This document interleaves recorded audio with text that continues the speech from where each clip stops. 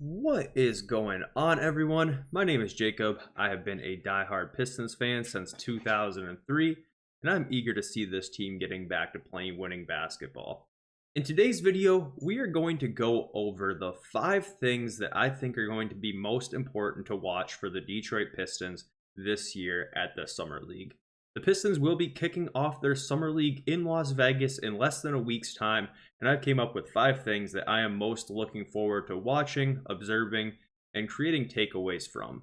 Now, before we get onto it, if you guys are new, please go ahead and subscribe as we are pushing towards 1,000 subscribers. Appreciate all the support. So the first, and I would say one of the most important things that I will be paying attention to from the Pistons at the Summer League is Ron Holland in general, but most specifically his jump shot. Now, Ron Holland, of course, was selected with the 5th pick in the NBA draft. He's our highest draft pick. There's so much potential here. In the G League last year, he did an amazing job of getting to the hoop, creating paint touches, just taking his dude off the dribble. His defense was good, but the number one question in his game right now is his jump shot. It'll be super interesting to see if he has changed his mechanics at all from his time in the G League. The mechanics, after further review, I think are maybe a little bit better than I initially had thought before the Pistons selected him. After working with the new Pistons shooting coach, Fred Vinson, we'll just be looking to see if he's able to knock down those shots at a high level, if he has the confidence to shoot them, if he's changing his mechanics at all as we're heading into the season, and just overall how he looks outside of that. I have no doubts in my mind that he's going to be a dude who's going to be able to get to the hoop, a dude who's going to be able to play some lock-up defense. So those things I'm expecting to happen for sure, which makes me think that watching for his ability to shoot the ball, his confidence shooting the ball, and everything related to that will be the most interesting part of Ron Holland's game in the Summer League. And now, the second thing that I will be paying close attention to is going to be Marcus Sasser and his ability to run the point. So, Marcus Sasser, of course, was drafted last year by the Detroit Pistons after a 4-year college career at Houston. Marcus Sasser came into the league last year, and it was no question in anyone's mind that he could score the ball. That was obvious from even last year's Summer League when he had a 40-point game. Marcus Sasser is an undersized guard, but he's definitely not an elite playmaker yet. Right now, with the way that the Pistons are sorted, Jaden Ivey and Cade Cunningham are kind of the two guys that you would expect to have the ball in their hands a lot, initiating the offense.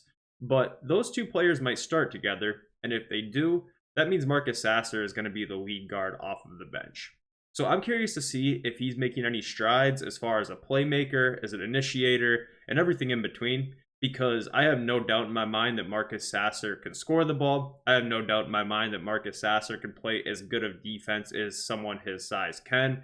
So when it comes to Sasser, what I'm looking for in the Summer League is to see if he's able to develop his playmaking ability whatsoever, which would make me more confident in his ability to play the bench point guard role, especially if Ivy and Cade are going to start together.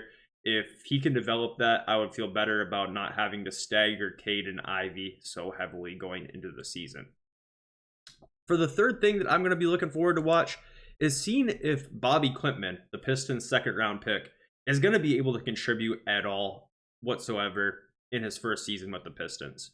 Now, of course, the Summer League is not a telltale sign of what the regular season is. It's a different style of basketball in a lot of different ways.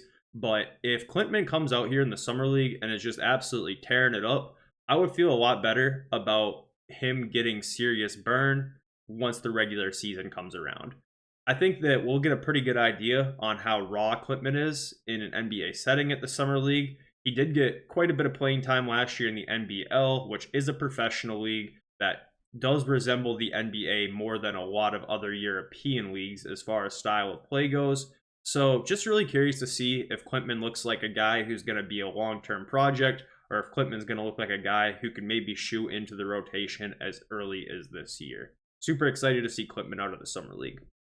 The fourth thing that I'm going to be looking out for is the Pistons coaching staff. So after hiring JB Bickerstaff last weekend, the Pistons have not announced many assistant coaches at all, or anyone else who's going to be on that side of the house. Outside of yesterday when they did announce that Sidney Lowe will be coming on as assistant, he actually was an assistant with the Pistons previously, and of course Fred Vinson.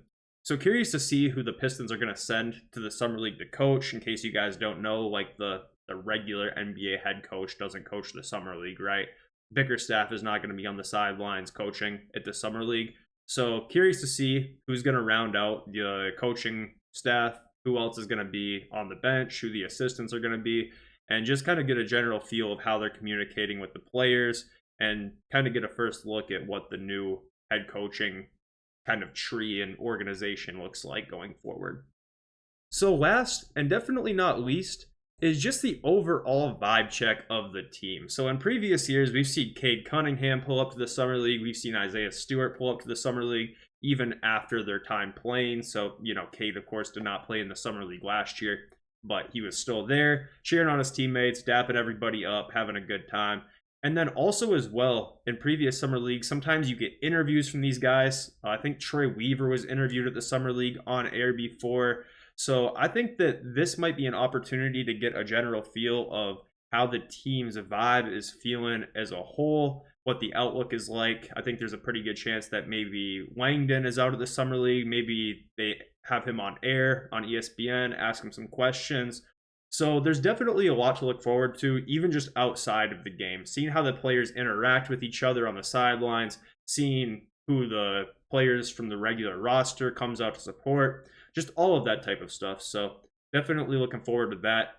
I think that if we see that type of stuff, it's a good sign. Of course, last year was such a bad season overall that it was hard for these guys to stay locked in, stay focused, and keep their morale and spirit up. So, if we're seeing Cade out on the sidelines, cheering on his teammates and all that type of stuff, if we're seeing Langdon in the front office, going to the box office to talk to people, things like that, I think that would be a good sign for overall team morale. And I give credit to these guys if they do all that, just considering that it's the summertime. Of course, I mean, Vegas is a great place to be. I wish I was able to go out there.